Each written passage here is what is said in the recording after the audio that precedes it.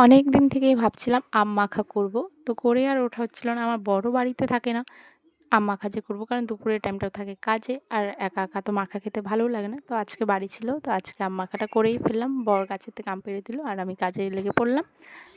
এই বছর প্রথম আম মাখা করলাম আজকে।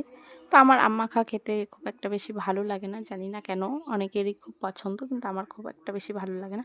তারপর দেখো লবণ, লঙ্কা আর হচ্ছে লেবু পাতা দিয়ে, হালকা একটু চিনি দিয়ে, কাসুন্দি দিয়ে আমটাকে কিন্তু সুন্দর করে মেখে নিয়েছিলাম। আম মাখাটা খেতে মোটামুটি ভালোই হয়েছিল, অত ভালো হয়নি, মোটামুটি ঠিকঠাকই ছিল আর কি, খাওয়ার উপযুক্ত হয়েছিল।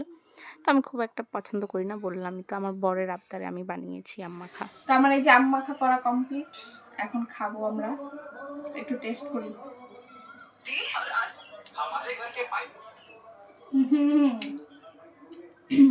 না, ভালো হয়েছে সত্যি। নে, সবার মুখগুলো একটু দেখাও, সবার মুখের কি অবস্থা আম দেখে। তো এই যে আম মাখাটা দেখো, ভালো মতন দেখাই।